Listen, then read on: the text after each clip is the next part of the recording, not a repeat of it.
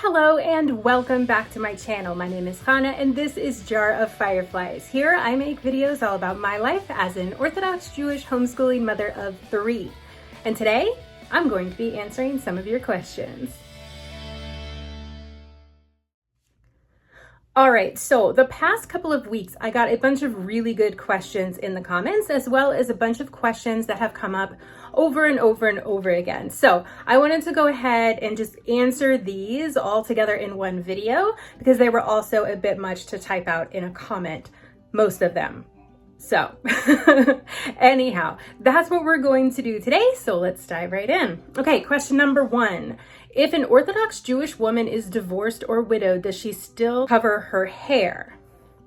There are more parts to this question, but we'll stop there. Okay, yes. When a woman is widowed or divorced, she will still continue to cover her hair. Now, there are some exceptions to this rule, just as I feel like there are exceptions to just about everything in Judaism.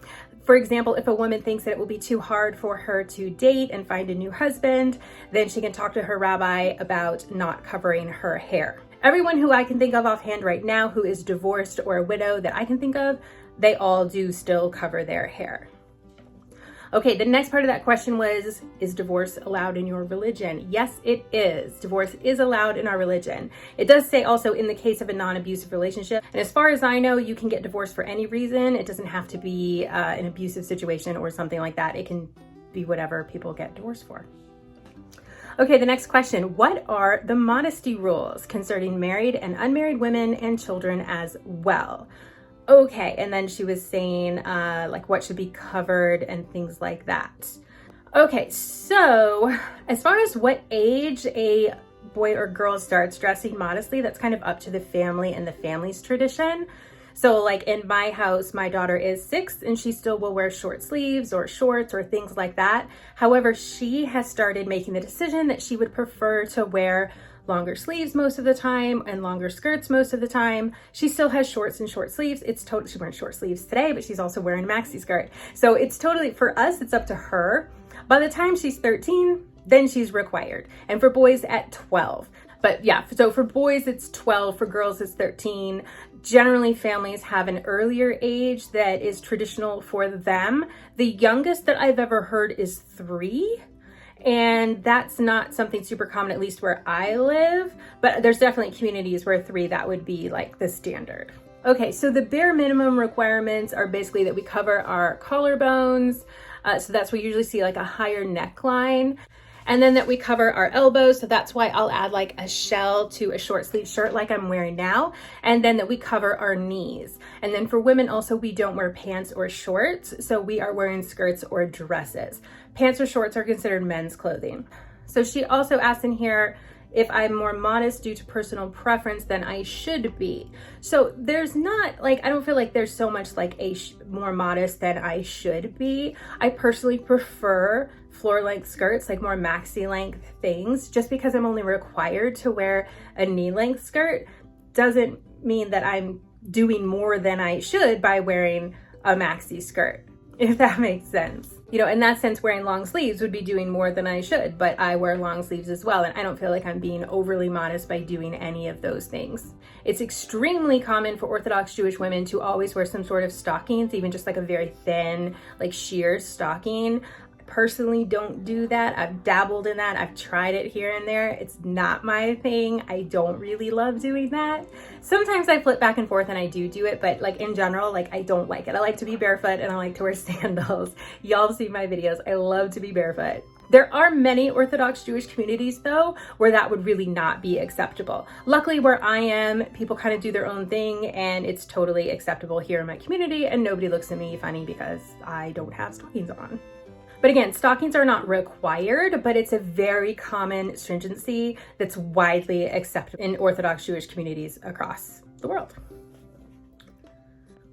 So another part of that question is, are the women in my community dressed about the same, more or less modest? So the women in my community, I think it does widely vary because we have a lot of people with varying levels of observance and kind of where they're at in their Judaism in general. So, but for the most part, you'll see a lot of kind of midi length skirts or maxi skirts and a lot of 3/4 lengths or long sleeve shirts. So I feel like I fit in very well in my neighborhood as far as how I dress. And that for the most part, we all dress about the same as far as that goes with the modesty thing. But we all also definitely have our own styles of dress and like how we choose to express ourselves through clothing. Okay, last part to this question is, what are the rules concerning men? Okay, men have basically very similar modesty rules as women. Men will keep their knees covered, men will generally keep their torsos covered, and generally speaking, they're wearing sleeves. And there are some men who will only wear long sleeves as well. And then men of, oh, I forgot to buy hair covering. Okay, we talked a lot about hair covering in other videos on my channel, and I'll link to those in the description box below if you're interested in diving more into hair covering. But married Jewish women will cover their hair with some kind of scarf, something, or with a wig, and men will wear a kippah, men and boys. So married or not, men and boys will wear the kippah. And men also wear the tzitzit. And I've talked about the tzitzit in another video, which I will link to in the description box below. Okay, next question. I was just wondering, are there anything that your children can't read or watch due to being Orthodox Jews? Not really, like I don't think so. Generally speaking, no. I mean, we're obviously not going to sit around and watch a show that has like an overly Christian theme to it or something like that. I think we get enough of Christianity just living in America because it's such a predominantly Christian country. But that doesn't really come up too much because we don't tend to watch a whole lot of television. We also generally will not watch, like if there is a show that my kids are watching, we won't watch like the Christmas special or the Easter special or the Halloween special or something like that because those just aren't our holidays. They're definitely aware of these other holidays and how they are celebrated, a little bit about what they are. My kids are not being raised in a bubble or anything like that, but there's no reason for them to just have it constantly during certain times of the year when there's nothing but Christmas shows on. Like there's no reason for that to be constantly all over them, you know, so. And as far as reading books, I don't really have any books off limits. My kids can read a book about absolutely anything they want. Y'all know if you've watched my other videos, we do read Harry Potter, things like that. So like, yeah, we definitely get into a little bit of everything. In our history classes, we use Story of the World. So they're learning about all kinds of different religions throughout history and how those things have shaped our modern world today. But I'm much more into letting them read a book about a topic than them watching a TV show about a topic. So whereas I might limit some of the holiday specials of television shows, I wouldn't necessarily limit the books about those topics for my kids. And we do end up reading a lot of books where like Christmas comes up as part of the book or some other holiday like that. And we just read about it and it's fine. Because again, I want my kids to know about the world in general and not just about what we do here at home. Y'all know that I homeschool. I want well-rounded children, and that's part of the joy of homeschooling is that I can give them the world. Okay, next question. Are the flowers on Shabbat mandatory, or is it just your family's personal preference to have them? Okay, so they are not mandatory, but it's a very common tradition amongst Orthodox Jews to have flowers on the Shabbat table and for the husband to bring them home. So much so that there are some synagogues where they will do like a flower sale on Friday afternoons. The men can buy flowers and bring them home to their wives. So yeah, it's definitely a super common thing, but there's no law about it. It's not required. Okay. Next question. From watching your videos, Shabbat seems like a little holiday. Is it, or do you just feel like it is? Yes, it is totally a holiday. It's one of our most important holidays and it happens every week. And I think that's really cool. And yes, like it truly is like preparing for Thanksgiving every single week is the best way that I can say it. It's wonderful to have this holiday every week. It's this amazing oasis every single week in this crazy world we live in. So yes, Shabbat is an extremely important holiday and it is every single week. Okay, next question. Are my kids allowed to see my hair? Okay, there's a few hair covering questions here that I'll just answer quickly because I have talked a lot about hair covering in the past. Yes, my kids are allowed to see my hair, kind of. I mean, they're really young right now, so I don't tend to have any privacy. So yes, they do see my hair because they tend to, they'll walk in while I'm in the shower, so yeah, they will end up seeing my hair. But as they get older, that will change. Like my husband, for example, doesn't remember ever seeing his mother's hair. All right, the next one. If you lived alone with your husband, could you go about the house without a hair covering? Yeah. I mean, the rule with the hair covering is that men who are not my husband aren't allowed to see my hair. So when we were first married, but before we had kids, I totally would not wear my hair covering around the house all the time. And this was part of me also getting used to covering my hair. Now I have no problem covering my hair all the time that I am home. I don't cover it when I go to sleep or when I'm like taking a shower or something, but that's about it. And I actually find it really comfortable. And if my hair's down, I'm like, get it out of my face, you know? So yeah, I like it. Okay, next question. If you lived alone with your husband, could you wear clothing that you're not allowed to wear in public, like shorts and a short sleeve shirt? I can wear whatever I want at home. Yeah, I mean, think about pajamas. Pajamas could be, you know, a tank top and a pair of shorts. Like, it's totally fine. Again, nobody's seeing that but me and maybe my husband. So like, that's totally fine. I'm in my house. It's privacy of my home. However, there is something to be said for extending that modesty into your home. Like, that is something that is considered a good thing. So I do dress modestly all the time at home, and I would do this also even if I lived alone or with just my husband.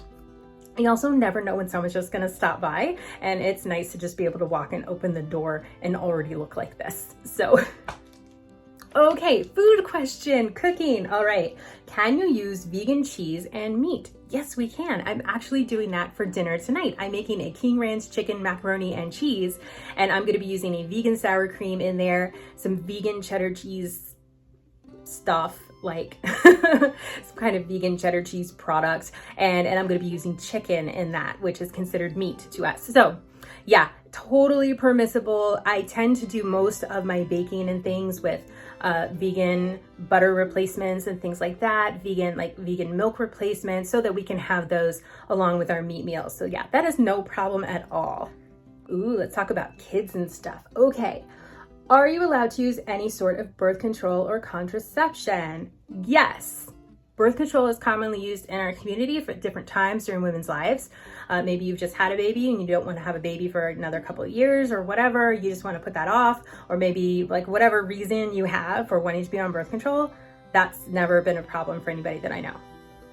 Okay, next one. Are you allowed to decide to have no children or a limited amount of children? Okay, so this is kind of a tricky question. Okay, so in Judaism, women are not obligated to have children. So for me, I don't have to have children. Men, however, are obligated to have children. And if a man and woman get married, and I guess if she doesn't want to have children, she refuses to have children, that is grounds for divorce. So I also do know couples who've been married for, decade plus that don't have children because of fertility issues, and they're still married, So as far as like deciding not to have kids, that would be a little bit tricky because men are required to have children. Hopefully that would be a conversation that would be had before a couple gets married. And as far as deciding how many children you want to have, I think the requirement for men is to have 2 children. So at least 2, but after that, it's like whatever. So, I have 3 children. I have to count. Oh my goodness. I have 3 beautiful children, and that is wonderful. I also know people who have, 5, 6 children. I know other people who would just have 1 child. Every couple, every family is going to make a decision that is best for them as far as how many children that they are going to have. Okay, the next question. Are you allowed to seek medical help for infertility or fertility troubles? Oh my gosh, yes. There's actually a ton of nonprofit organizations that are available to help with the financial aspect and for resources and for support for couples, for families who are going through infertility. When my husband and I first got married, I was actually told that I couldn't have children. And then the specialist that we were working with when we got married was like, we can probably maybe have children, but you need to know, this might not happen. And we got married anyways. My husband wanted to marry me anyways, knowing this information. And remember, the men are the ones who are required to have children. I of course wanted children. And so we went through a lot of stuff. If you're interested in hearing the whole story of infertility and overcoming that for me and some birth stories and stuff, just let me know down in the comments if that's something people are interested in. I am happy to make a video on that at some point in the future. But yes, there is so much help for women who are dealing with infertility, and it's absolutely something that we can go and get help for. Okay, the next question. Oh, another food question. If you're vegan, do you have to worry about kosher food? Yes, you do. It definitely makes it easier. You only have to have like the one set of dishes, pots and pans and things like that. You don't have to worry about a meat set and a dairy set because there's no meat or dairy in your house. However, packaged food still needs a hechsher. If you guys remember my Costco haul video where we're going through all of those food items and like I pulled out like those mandarin oranges, for example, and then realized they weren't kosher. They didn't have the hechsher, that little symbol that tells me that it's kosher on the package. So that's a vegan product, but it's not kosher. So yes, processed foods, that still comes into play where you do need to worry about the hechsher on your food for that. But as far as your dishes, your kitchen's gonna be a lot simpler with only the one set and things like that. And then vegan recipes just inherently will not mix meat and dairy because there's again not meat and dairy in it. So that makes it easier with the cooking from that aspect as well. And I'll sometimes do vegan cooking during the week just because it's easier. Okay, another question. I was asked, I don't know why this came up, but I was asked more in my last video for my bread recipe than like probably the history of my channel. But my bread recipe, yes, I do share it. It's gluten-free challah. It is something that you can wash on. It's hamotzi. That means there's a certain amount of oat flour in the recipe. And I go through the whole recipe, show you the process, talk about different replacements that I've used with success, things like that in this video that I will mark up above right there. And I will also link to it in the description box below. But yes, I totally share my bread recipe. Please let me know if you make it. I would love to hear how it turns out for you, and put that za'atar seasoning on top because wow, that is amazing. Or the everything but the bagel is also really good. Or just plain is also really good.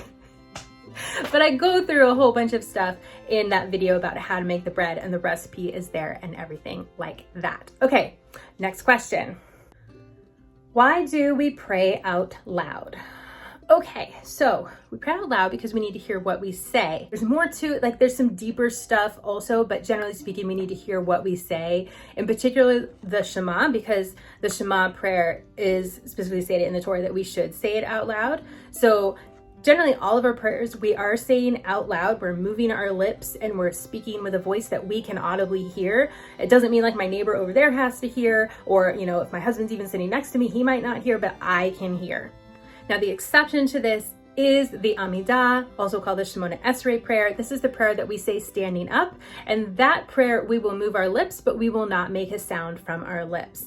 And I believe this has to do with imitating the angels when angels pray or something like that. I'm not totally certain on that one, so don't quote me. But that prayer, I do know that we say with our lips moving the words but not making a sound. But the other ones, we're using our lips and making a sound. Again, it doesn't have to be a loud sound. So when y'all see me praying in my videos in the morning, I'm doing my morning prayers, I am saying that audibly, but I am saying it quietly because my kids are asleep.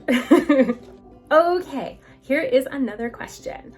Question for a future video. Did you dress modestly before becoming Jewish? Okay, so this kind of has like a few things about modest clothing. This is the last question, but there's like several parts to it. Okay, anyway, sorry. Did you dress modestly before becoming Jewish? Yes and no.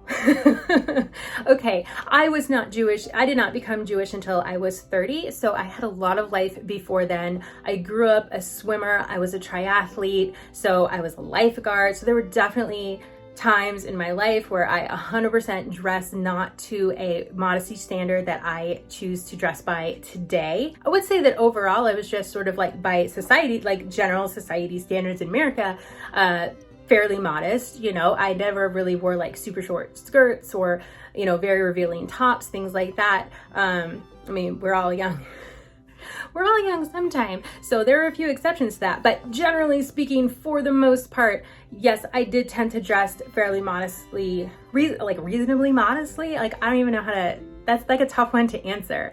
But once I started becoming more religious, I did start dressing more modestly. So by the time I started my Orthodox conversion process, I was dressing like I am now in, you know, the longer sleeves, the higher neckline, and the longer skirts.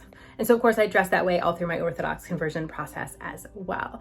Okay, the next part of that question is, did you find it hard to get used to dressing modestly / never wearing pants? Kind of. I think I missed jeans for a long time. There was a box of jeans that I kept for several years after I quit wearing jeans. And I moved this box of jeans off to California with me. I don't think I moved it back to Dallas from California, but like I kept these jeans for so long. I don't even know why, because like the thought of putting on a pair of jeans right now just feels, oh, it just sounds like so restricting and terrible that I'm like, why did I ever wear jeans? You know, because wearing a skirt, it's like wearing pajamas every day. It's fantastic. Okay, but back to the question. It wasn't so hard for me to get used to dressing modestly. It was more difficult for me to find my style within those like regulations, you know, whatever you want to call them, with the longer sleeves and the higher neckline and the skirts. You know, if I look back, I think back about some of the styles that I've tried over the years and like how I dress now. And I think I'm finally really coming into myself now, like over a decade later, you know, but you know, now we're probably close to like 15 years after I started trying to wear skirts all the time. And I feel like I'm just now starting to figure out what I really like.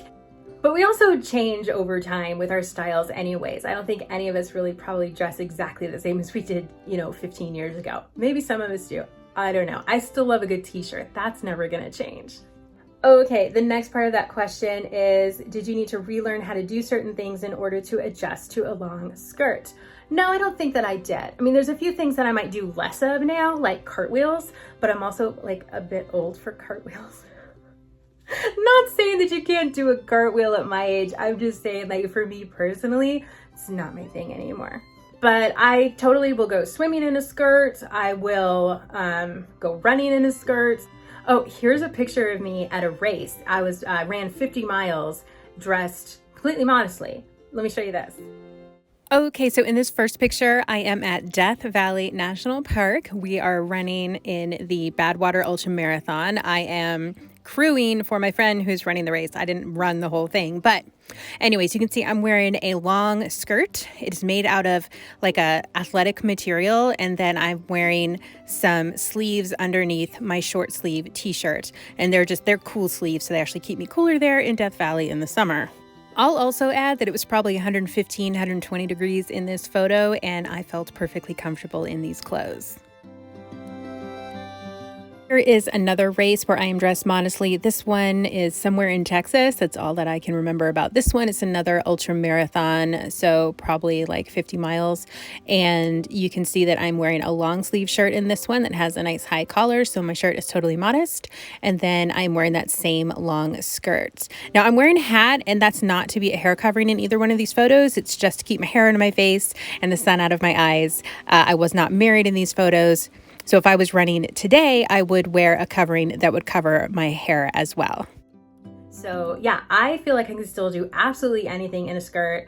Bike riding, things like that, it's no problem. I'll just choose a skirt that is appropriate for the activity that I am doing. So yeah, I go camping in a skirt, hiking in a skirt, gardening in a skirt, chasing after my kids in a skirt, like whatever.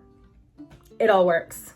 Okay, you did specifically mention hiking in here, and yeah, I don't have any trouble with hiking. So yeah, depending on the kind of hiking that I'm doing, I might choose one skirt over the other. Usually when I'm hiking, I'll just wear like my long maxi skirts or kind of like a midi sort of pencil-ish skirt that has a lot of stretch to it.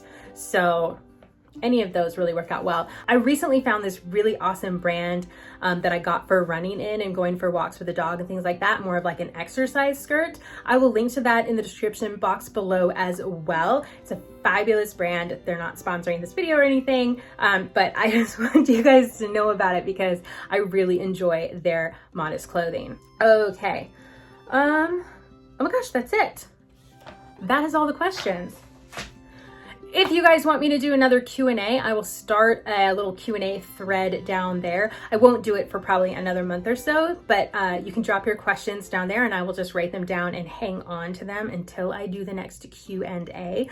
But those questions I thought were really good, and again, questions that I get asked repeatedly, so I wanted to just get those out there in a video for you guys so that you had the answers to those questions as well. All right, thank you all so much for watching. I greatly appreciate you as always. I hope that you enjoyed this video. If you did, please hit that like button. shows me what kinds of videos you all like, and it helps my channel out a lot, which I greatly appreciate. And of course, please hit that subscribe button if you haven't already. I would love to see you here again. And don't forget to hit that bell so you actually get the notifications when I post a video. Okay, and with that, I am going to call this video a close. Thank you so much for tuning in. Have a great rest of your day, and I will see you in my next upload.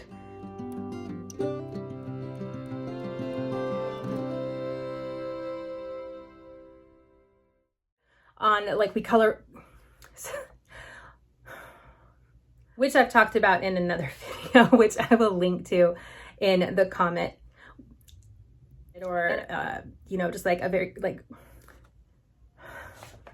but generally speaking, like I'm really struggling to get the words out. Question for, okay, I just said that. But it was really hard to find.